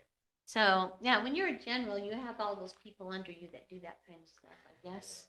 But anyway, so we put that in, and we are hoping that we get it, because it was such short notice, that maybe a lot of other people didn't have time to put theirs together. And so really kudos to Ted for having a lot of the information ready to go. And so we're just kind of waiting on that. We talked about pavement management plan, which we've discussed several times in here, about, how we determine, and they've already started the process of looking at the road situation and identifying how do we keep our roads in place, start and keep maintaining the ones that are good, and then have a big project for the ones that are really awful.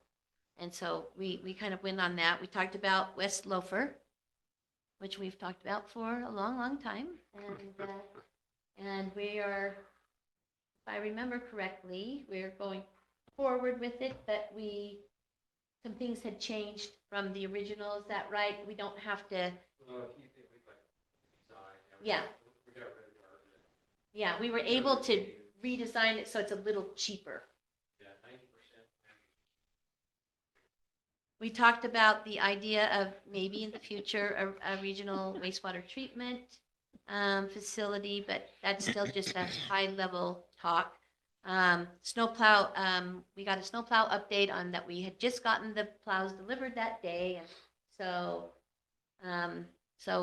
that was good to hear about. And I'm trying to think if there was anything else that we talked. I think that was all. Yeah, that's a lot to put into 1 hour, but we got it done. Then anything else to add to that? I can't think of anything else. Okay. Community development, we are having, we issued that after we voted last time. Ted informed the Sunrise that they awarded the contract. We're having our initial kickoff meeting on June 13th here at the city meeting, and those that are involved have been invited. Great, thank you. Okay, Wayne? I don't know, do you have a suggestion as to item 1A? Do you want to just give what you have and?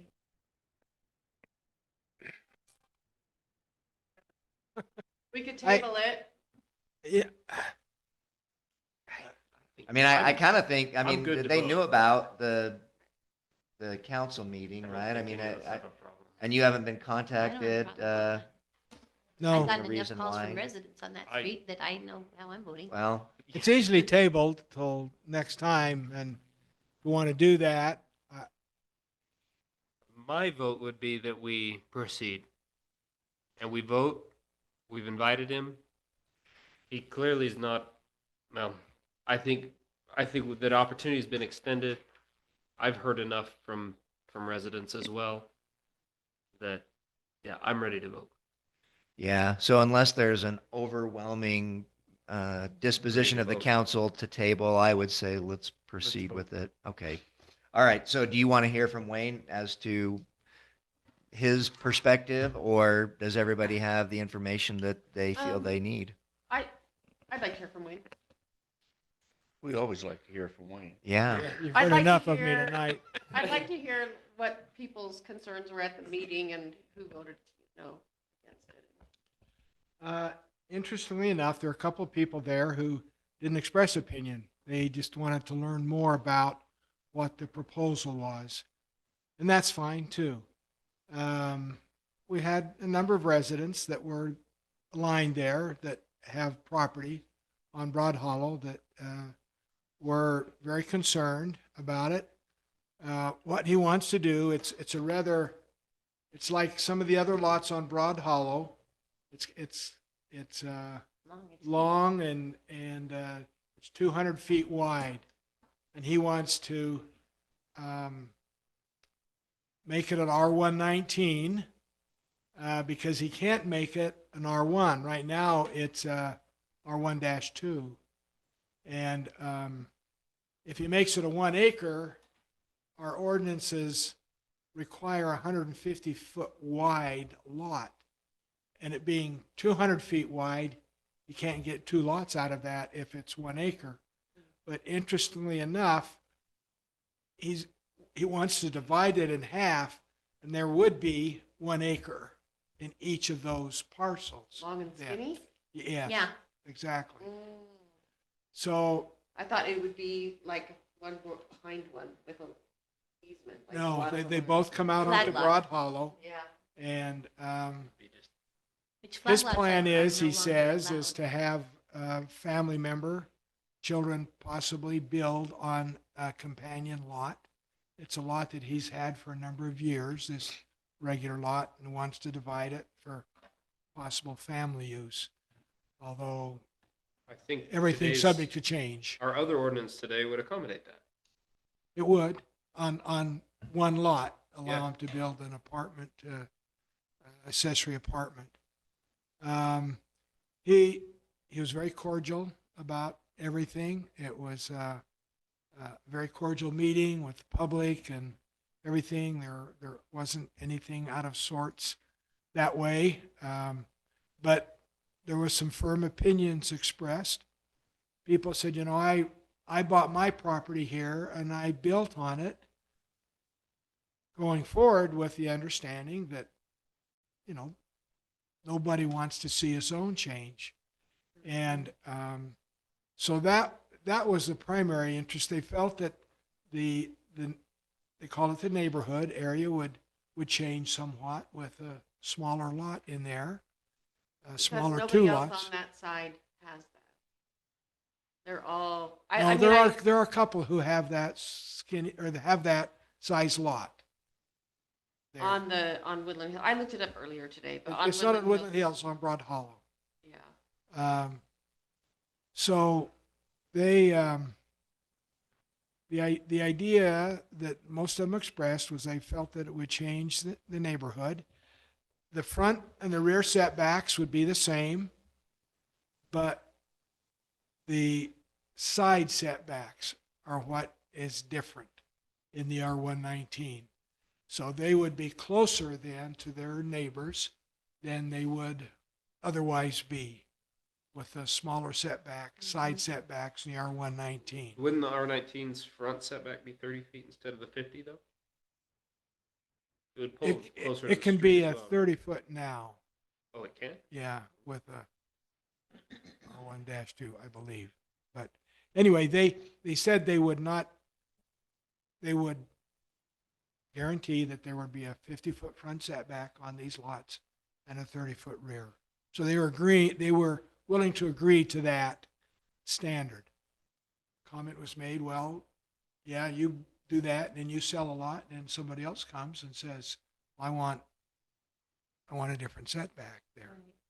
We don't want so- to set a precedent in that neighborhood. It's basically what I got from. And the that's another residents. thing as well. Residents. It could go around the corner on Homestead or Settlement, and others would feel that they would want to request a rezone R119 also. we don't have any R119s in that area at all.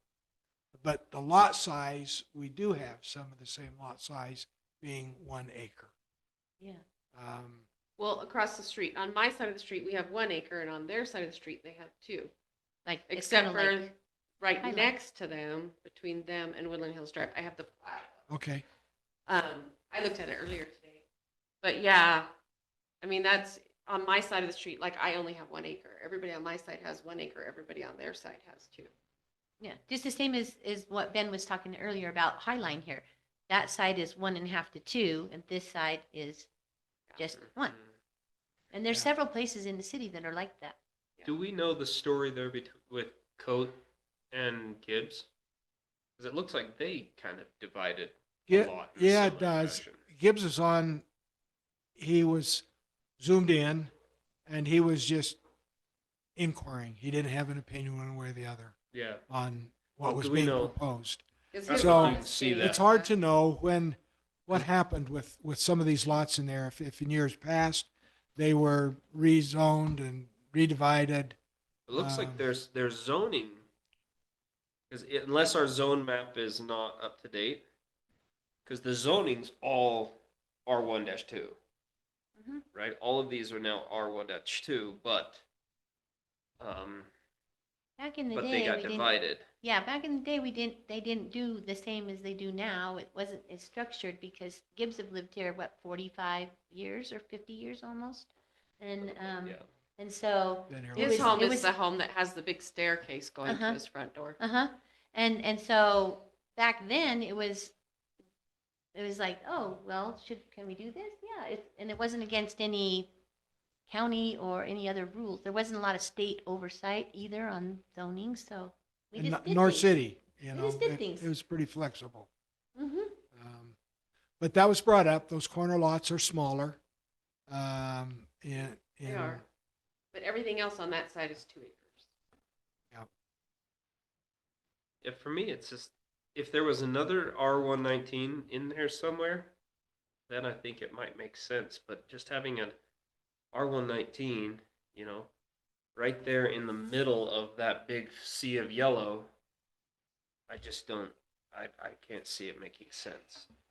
And Have that, one lot that if an gets divided R119 into was some- allowed now, that was a concern that others had, the creep effect going up on Broad Hollow, or excuse me, Homestead and Settlement, that could move forward in that way, and people didn't want that either, Well, and if to have a it's- precedent set. If I'm understanding, the primary beneficiary would be the lots that are at R19 because they have larger building envelopes, right? Because their setbacks are smaller. Because typically that lot size is smaller. Y- Am I, Typically, but it's not required to be. okay, so we could actually have. So a they're having a zone- R119, which is 19,000 square feet, but they're making a 45,000 square foot lot out Yeah. of that R119, two of them. Yes, So But the setbacks, the setbacks are the critical point, yes. and okay. that's why you want the R119, and the setbacks would be smaller, so your residents would be closer to one another on each side of that, as well as between those two lots. Now, if they sell them to family, they say, not a big deal, but Yeah. you don't have control of that. Right. I It just- wouldn't always necessarily stay that way. Correct. I think it's just good that you're like, I wanted to hear what the citizens, the people that attended, what their concerns were. Because that's who we represent, right? The only one who was in favor was Mr. Flannery, who expressed an opinion. And others present were against it, or they didn't want to express their views, but they had concerns, as they said. So, Yeah, a couple more things that I noted. Thanks, Wayne. Anybody else have any questions? Can you hear me? All right. Brian's trying to here. talk. Oh, Can you hear me? sorry. I can now. Okay, so a couple other things that I noted during the public hearing was a lot of the people felt that that doing this again would set precedents and could create more homes to be to allow for this to happen. and it would affect their property values. The higher the density, the more they're afraid that the county will push to run sewer, push the city to run sewer into those areas. And then the change in the neighborhood that's already been noted. But I wanted to bring up those other ones that hadn't been brought up. Thank you. Okay, thanks, Wayne. Any items for upcoming council meetings beyond those already discussed? Okay, the public hearing scheduled for June 11, 2024. That's the budget, right? Yes. Tentative budget, or final budget, because we already adopted the tentative. Yeah. Right. Yeah, that's what I'm just saying. This would be the public hearing on the final adoption of the budget, so that then the county knows to send out their letter. Okay, then why don't we resume at 7:55? We lost Doral. Yeah, I know. Well. All right. We will call the city council meeting to order. Councilmember Lunt, will you please offer the invocation? And Councilmember Kinnison, will you lead us in the pledge? Our dear Heavenly Father, we're so grateful that we could gather here this evening together to discuss needs of our community and things that we can do to continue to help improve it and look out for the best of our citizens. And please help us to be mindful of what the effects of our decisions are long-term on our community, and make sure that we protect for all those who are willing to serve in many capacities. Amen. Amen. Thank you. If you'd like to stand and repeat the pledge. I pledge allegiance to the flag of the United States of America and to the republic for which it stands, one nation under God, indivisible, with liberty and justice for all. Thank you. All right, public comment. Public comment portion of the meeting will begin, and She's like, public comment. Nothing here and nothing online, so we will close the public comment portion of our meeting and move on to item 11. Ordinance 2024-14, adopting a change in zoning for 50 East Broad Hollow from R12 to R19. I will make a motion to not deny. authorize, to deny. So would that be typical, Jody? Would it be better to just not call it to a vote or to actually affirmatively deny? Okay, And to remain as an R1-2. okay, so that's a motion to deny by Councilmember Hilliard, seconded by Councilmember Lunt. Councilmember Malkovich?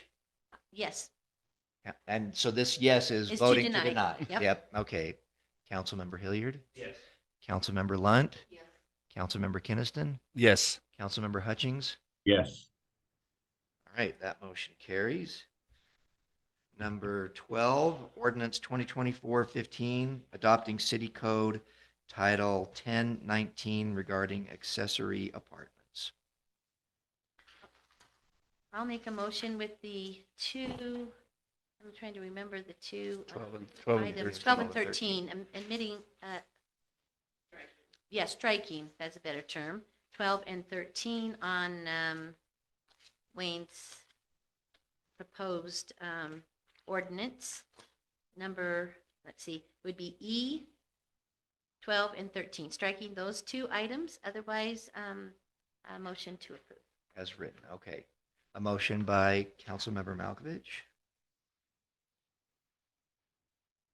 I'll second that.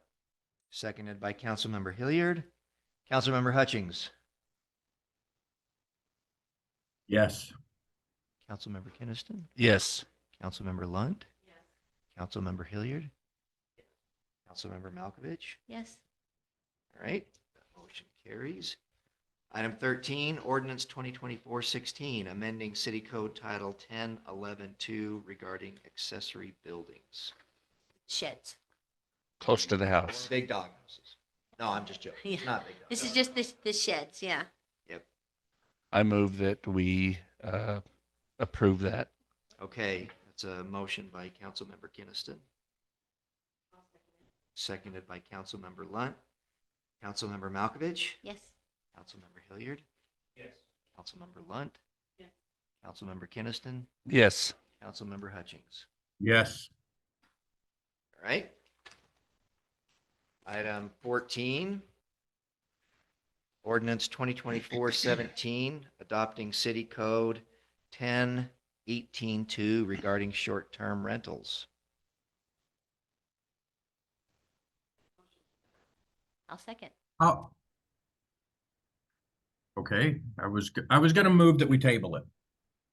I want to get more input from residents. It's just really too hard to get input from residents in this short a time. I've asked Jody for some clarifications on some things that I'd like to try to get more resident input. I don't believe I personally have gotten enough demographic to know what the residents want. I know what I want. I know that I, as a resident, don't want to allow it, but I also want to find out what our residents want to do. Vote.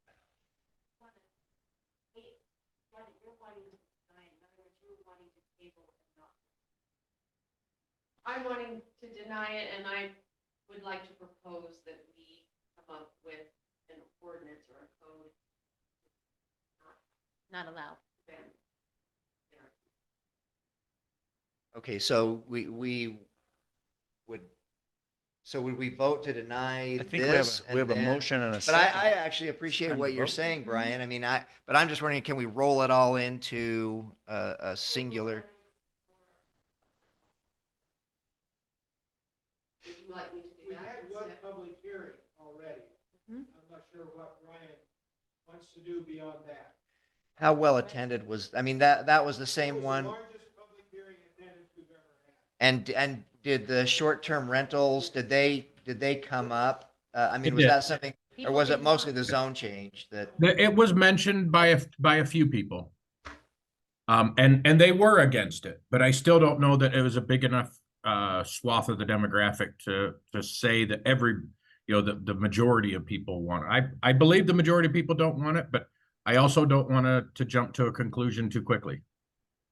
I haven't had anyone call me saying they want it. All of mine have been against.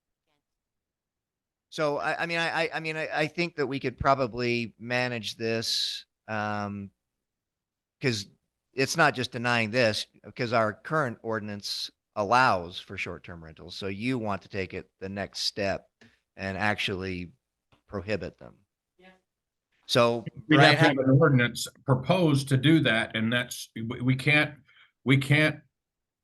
vote on an ordinance without actually seeing the ordinance. right, but so what I'm saying is that we could get the feedback that you're looking for, because this is essentially the question that you're wanting to ask residents is, do you want to prohibit short-term rentals? So Yeah. if we have a new ordinance drafted by the planning commission that prohibits them, then we would have the public hearing, and then that would give you an opportunity to. Correct. the So, feedback. but only if we table this. If we vote this down, then it would have to be redone and resent in. So, Would have to I think anyways, it has right? to go through the same process. Would have to go through the same process either way. So what would be the You can proper vote it format, down, and Jody? that's the end. That's over with. No more public hearing. yeah, All right, well, that makes sense. So I would agree that tabling is probably the best approach, because then at least we don't have to go through the public hearing. If it turns out that each of you, the consensus that you are able to infer from the residents is that, well, actually, we want them.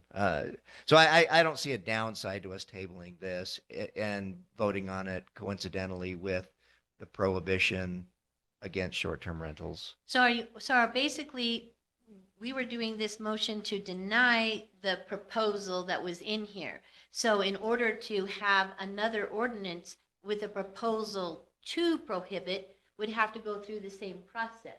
So it's okay that we vote to deny this, send it back, you to go through the process again to say, this is a public hearing now to prohibit them. And then that accomplishes what Brian wants, to find out if people are coming in favor of prohibiting or if they really want them, because his in favor of had overwhelmingly no.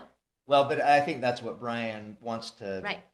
dig down a little bit deeper on, is that, is this an overwhelming Right. opposition to, It can always be brought up again. But it would still go back to planning commission to write it as such. So they would have to have. no, a because public the other hearing. option Yeah. would be that we, at the next city council meeting, we would be presented with two ordinances. One would be this one. I'd like That- to amend my motion.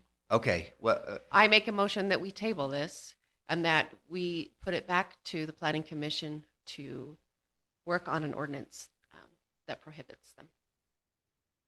I'll second that. okay. So a motion to table and back to the drawing board with the planning commission. Brian, I don't know if that addresses your concern or not, but if the Well, votes are that's ex- there, that's We'll have to have a exactly- public hearing. We Because- could do a poll on social media. That's what that's what I want to get the ability to do. Jody was doing some checking with our attorneys on how I could do that. right, but you just don't want to, the current ordinance, if it turns out that residents are in favor of it, you just don't want to kill it and have to send that one all the way back to the beginning, right? I mean, if I'm Correct. understanding, that's Yeah. all you avoid, is if it turns out that there is a wide amount of support, then, but, all right, I so, want to find out what the residents want, but I know they don't want short-term rentals. I mean, and I haven't heard a single person say that they do. okay, well, so you, but- I know of a few people who do want them because they're already doing them. I mean, this is one of the things that I, have to There's say. only one on listings. There's more than, yeah, there might not be right now, but other people have used them for short-term rentals as well. Jody's had a neighbor that's done it. We've had a person up on Eagle's Nest do it. While it wasn't listed on Verbo or anything like that, it was used as a short-term rental, and we had people parking all the way down Woodland Hills Drive. So we know this is happening, and that's why I want to get the input, because some people are doing it and some people might consider it for the Olympics. Okay. And I So, just, more opinion on it. so we're tabling this and then also requesting the planning commission to Rewrite it. rewrite an ordinance that prohibits the short-term rentals. So, That's what I'm asking. okay. All right, a motion by Councilmember Lunt, seconded by. Or I seconded it before, so I just. Yep. Yeah. Okay, Yeah. Jump it to her. seconded by Councilmember That works. Malkovich. Way to go, Ben. I'm okay to mess things Not up. a roll call on this, right, for tabling? All in favor? Aye. Any opposed? The ayes have it. That's Don't tabled. we get along? I want to fight, darn it. And lastly, Resolution 2024-18, appointing Wayne as our Health and Safety Officer. So moved. Motion by Councilmember Malkovich, I'll second that. seconded by Councilmember Hilliard. Unless, did you want to do that, Norm? No. All in favor? Aye. Aye. Any opposed? Okay, that motion also carries. Welcome, Wayne. Welcome to the fold. Okay. Jody, I'll- what do you feed Wayne to keep him I'll coming make a back? motion to close. Okay. a To motion adjourn or close adjourn. session? by- Is there, Adjourn. is there a not need for close. closed session? No. There are some Oh. developments, but I'm not prepared to talk about them. I was on vacation last week, but nothing urgent, so we can address it next time. So at least as far as the legal proceedings go. Okay, I didn't know if Sergeant Dudson had anything.